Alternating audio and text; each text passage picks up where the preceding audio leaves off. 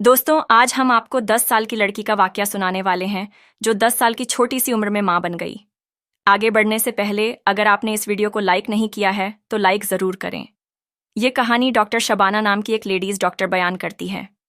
Doctor Shabana कहती है कि ज़िंदगी में वैसे तो बहुत सारे ऐसे वाकयात आए जिनके बारे में मैं बात करना चाहूँगी, मगर यह कहानी एक छोटी बच्ची की थी जिसने न सिर्फ मुझे बहुत ज़्यादा हैरान कर दिया बल्कि ज़िंदगी भर के लिए मुझे मेरी बच्चियों के बारे में मोहतात कर दिया। डॉक्टर शबाना कहती हैं कि पीर यानी सोमवार का दिन था जब एक औरत अपनी 10 साल की बच्ची को लेकर मेरे ऑफिस में दाखिल हुई थी। मेरी नज़र उस बच्ची पर पड़ी तो मैं हैरान रह गई थी। बच्ची का पेट गैर मामूली हद तक बढ़ा हुआ था। जब मैंने बच्ची को देखा तो मुझे ऐसा लगा कि शायद इसे कोई बीमारी होगी या फिर पेट इसलिए बढ़ा होगा कि पेट में पानी जमा हो गया होगा। मगर जब मैंने बच्ची की माँ की तरफ देखा तो उसकी आंखों में आंसू थे। मैंने उसकी माँ से पूछा, क्या बात है मोहतरमा, आप रो क्यों रही हैं?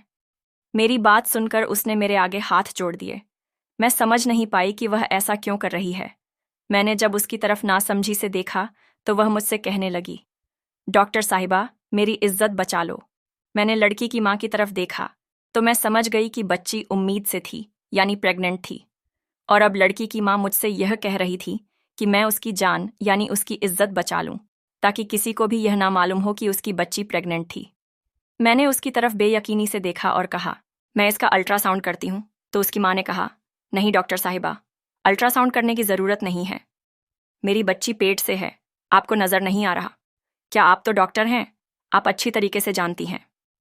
डॉक्टर शबाना आगे कहती हैं कि मैंने उस बच्ची की माँ से कहा, ऐसी बात नहीं है, लेकिन मुझे आपकी बच्ची को देखना पड़ेगा और यह भी देखना पड़ेगा कि बच्चे की सेहत कैसी है और ये कैसे प्रेग्नेंट हुई।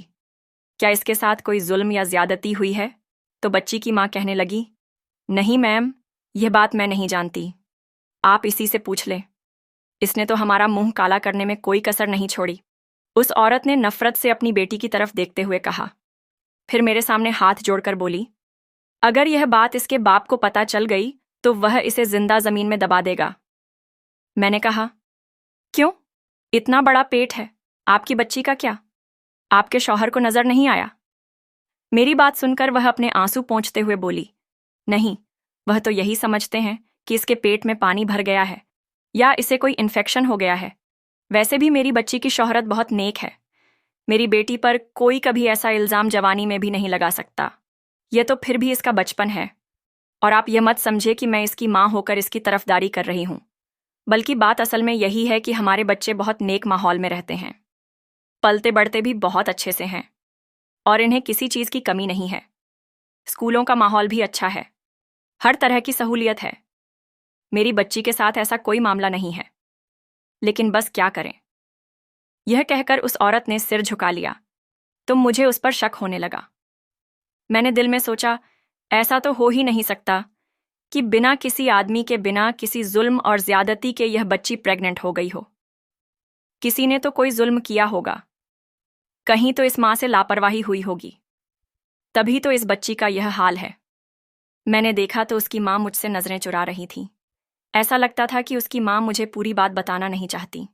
मैंने उससे कहा, आपको बच्ची का अल्ट्रासाउंड करवाना होगा, तभी मुझे पता चल सकेगा कि आपकी बच्ची का कौन सा महीना है और इसका कौन सा इलाज किया जा सकता है। यह सुनकर वह औरत अल्ट्रासाउंड करवाने पर राजी हो गई। उसकी बच्ची को मैं अल्ट्रासाउंड वाले कमरे में लेकर जाने लगी तो वह बोली, डॉक्टर साहिबा, मैं भी साथ चलूंगी।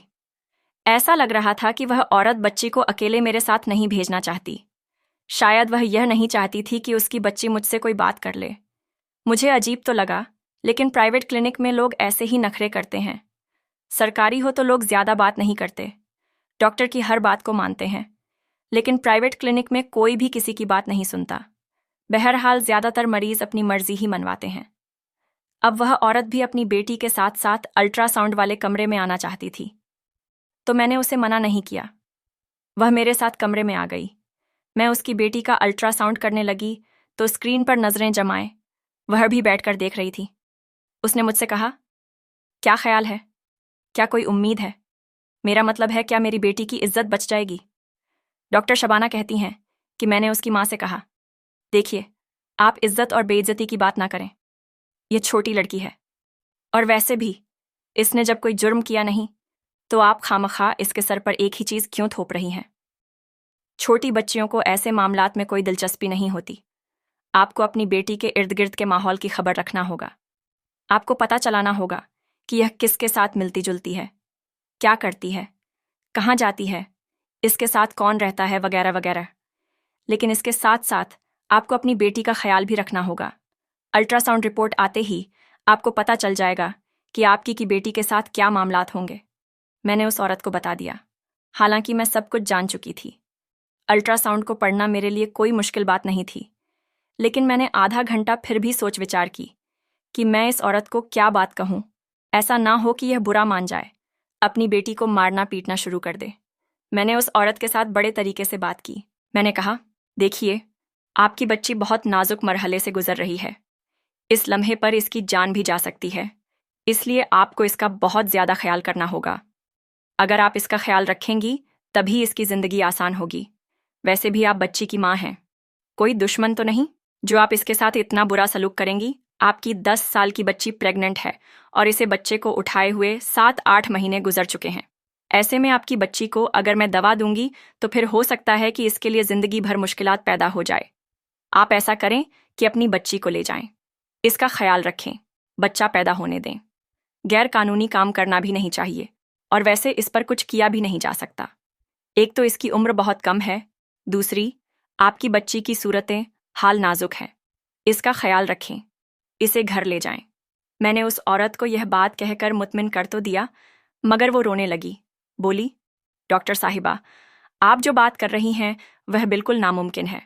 अगर मैं अपनी बच्ची को अपने घर ले भी जाती हूँ तो बच्चा पैदा होने से पहले यह जिंदा ज़मीन में दबा दी जाएगी। आप मेरी जगह खुद को रखकर सोचें।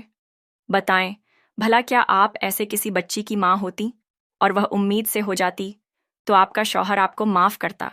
सारी बातें तो बच्ची की माँ पर ही आती हैं। सवाल उसकी तरबियत पर उठते हैं। मैं इसे घर नहीं लेकर जा सकती।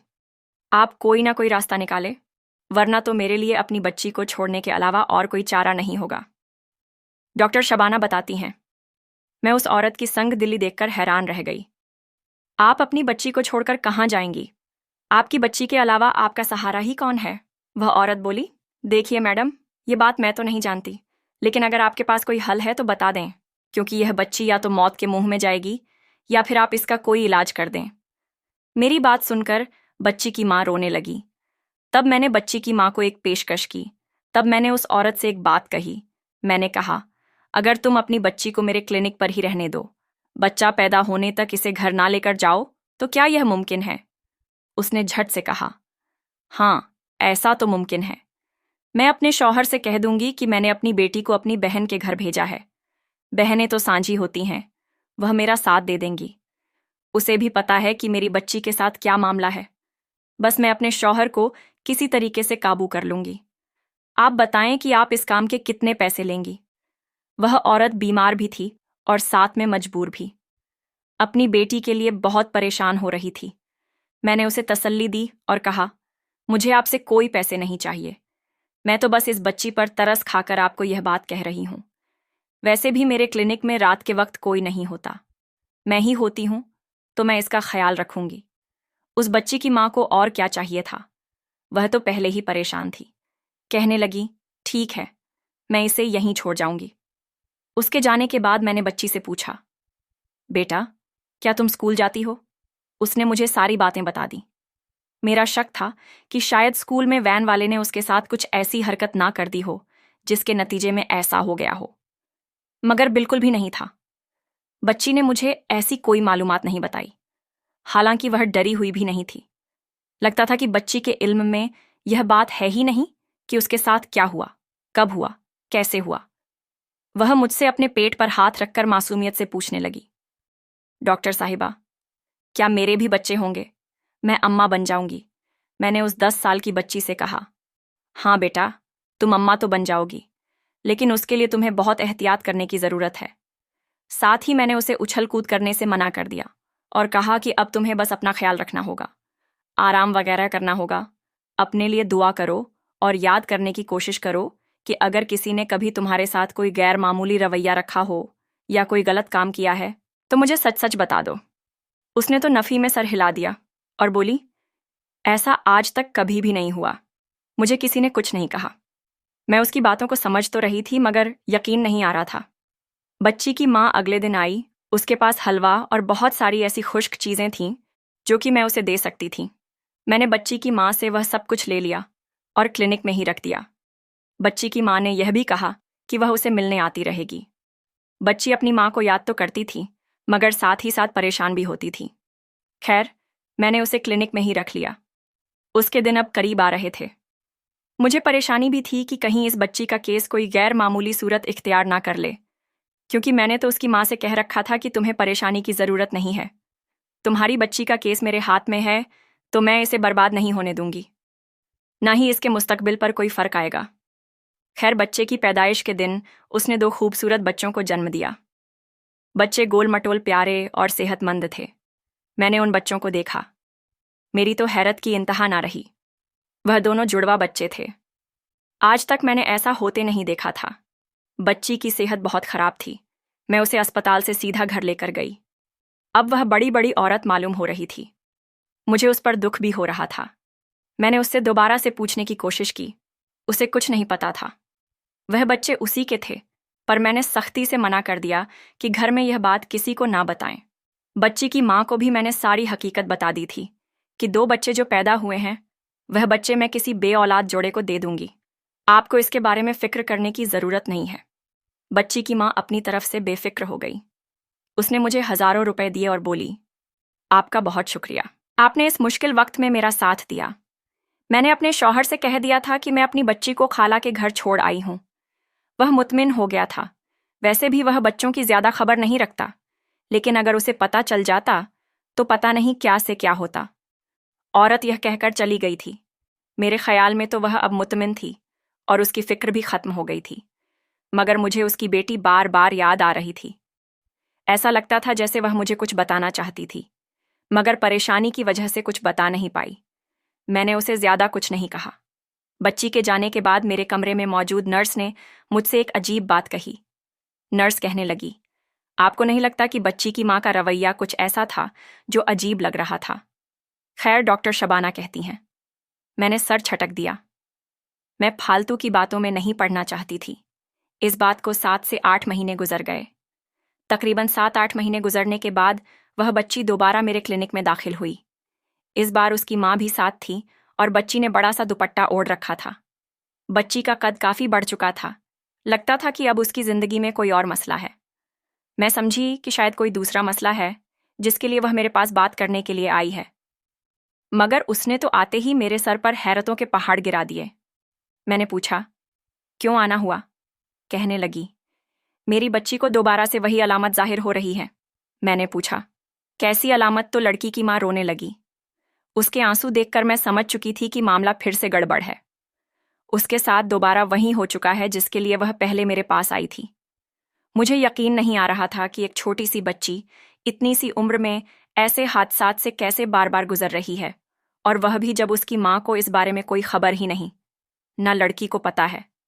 मैंने कहा, अब यह सब कैसे हो गया? तुमने तो कहा था कि तुम्हारी बच्ची के इर्द गिर्द में ऐसा कोई इंसान नहीं, ऐसा कोई शख्स नहीं जो यह हरकत कर सके। तो फिर यह सब क्या है? लड़की की माँ रोते हुए बोली, डॉक्टर साहिबा, मुझे तो खुद इस बारे में नहीं पता। मेरी तो टांगें कांप रही हैं। उस वक्त से, जब से मैंने अपनी बच्ची के बारे में ऐसा महसूस किया। आप कम से कम इसका टेस्ट करके पता लगाएं कि जो कुछ मैं सोच रही हूं वह सही है या गलत है, क्योंकि अभी तक मैंने इसका कहीं और टेस्ट नहीं करवाया। आप क्योंकि मुझे अच्छी तरह से जानती हैं, इसीलिए मैं आपके पास तशरीफ़ लाई हूँ। आप चेक करके बता दें कि जो कुछ मैं सोच रही हूँ वह सही है या गलत है। मैं ये सब जो मैं सोचती हूँ झूठ निकले, वरना तो मैं जीते जी मर जाऊंगी। अब तो इसके बाप से क्या बहाना करूंगी? अब तो मेरी जिंदगी में वह तूफान आएगा कि मेरी जिंदगी हमेशा के लिए तबाह हो जाएगी। मैंने उसे तसल्ली दी और कहा कि आप खामखा शक ना करें। पहले मुझे आपकी बच्ची को चेक करने दें। जब तक टेस्ट की रिपोर्ट नहीं आए तब तक आप कोई अंदाज़ा कायम मत करें। मगर मैं जब उसे अल्ट्रासाउंड वाले कमरे में लेकर गई तो अल्ट्रासाउंड की स्क्रीन पर नज़र पड़ते ही ऐसा लगा जैसे मेरे तो कदमों तले से ज़मीन निकल गई।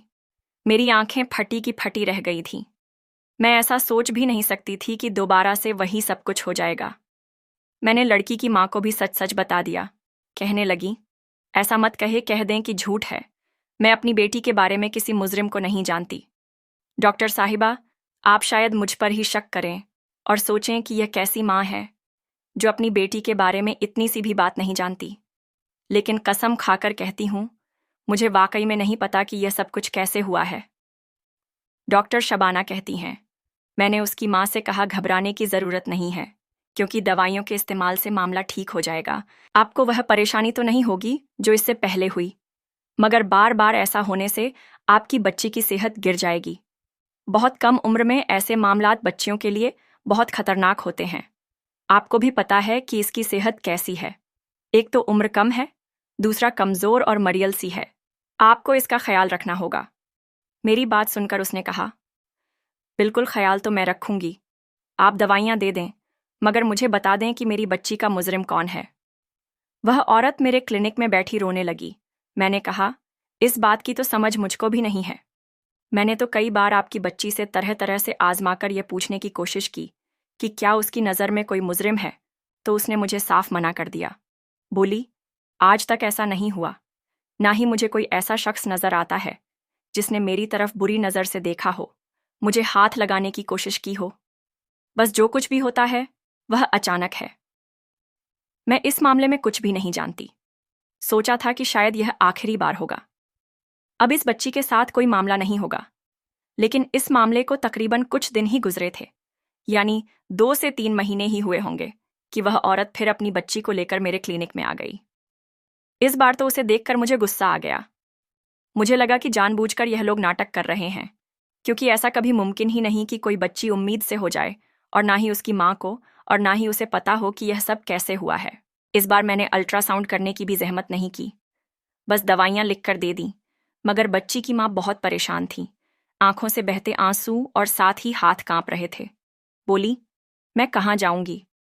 अगर दोबारा मेरी बच्ची के साथ यही कुछ हो गया तो मैं क्या करूंगी? मैंने कहा, मोहतरमा, आज के ज़माने में इतना बेवकूफ़ तो कोई भी नहीं है जितना आप मुझे समझ रही हैं। आपकी बच्ची के साथ जो भी हो रहा है, इसका मुजरिम आपके घर में ही मौजूद होगा, या तो फिर कोई और मामला है जो आप मुझसे छुपा रही हैं। अगर ऐसा नहीं है तो फिर आप अपनी बच्ची की हिफाजत करें, इसे हर वक्त अपने साथ रखें। मुझे नहीं लगता कि अगर आप इसे हर वक्त अपनी नज़र के सामने रखेंगी तो कोई ऐसा मामला हो पाएगा। ऐसा मैं कैसे करूं? बस मैं तो अपनी बच्ची को स्कूल भेजती हूं और कुछ भी नहीं करती। अभी मैं ये बातें कर ही रही थी कि मेरे क्लिनिक के दरवाजे पर दस्तक हुई। तकरीबन उसी उम्र की एक और लड़की अपनी माँ के साथ मेरे क्लिनिक में दाखिल हुई। उसने मुझे देखते ही कहा, मुझे आपसे एक ज़रूरी बात करनी है और अकेले में करनी है। यह लोग एक दूसरे का सामना नहीं करना चाहते थे। मैंने देखा, उस औरत के साथ भी उसकी 12 से 13 साल की बच्ची थी, और वह खुद भी बहुत परेशान थी। आंखों से आंसू छलक रहे थे। मैंने उसे देख लिया था। ऐसा लग रहा था कि इसका मामला भी पहले वाले जैसा ही है। मैंने पहली वाली औरत को उसके घर भेज दिया और दूसरी के पास आ गई, क्योंकि वह पहली बार आई थी। उसे वक्त देना ज़रूरी था। मैं उसके पास जाकर बैठी तो देखा उसकी बच्ची भी किसी पेट के दर्द में मुब्तला थी। वह औरत कहने लगी, मुझे अपनी बच्ची के पेट के दर्द की बहुत फिक्र है। इसके साथ अजीब अजीब चीज़ें हो रही हैं जो सिर्फ शादीशुदा औरतों को होती हैं। मैंने बच्ची की तरफ देखा और उसके हुलिये से समझ गई कि इसके साथ भी वही मामला है। मैंने उसे अल्ट्रासाउंड के लिए कमरे में भेजा। अल्ट्रासाउंड की रिपोर्ट देखकर मेरे तो कदमों तले से ज़मीन खिसक गई। इस बच्ची के साथ भी वही मामला था जो पहले वाली के साथ था।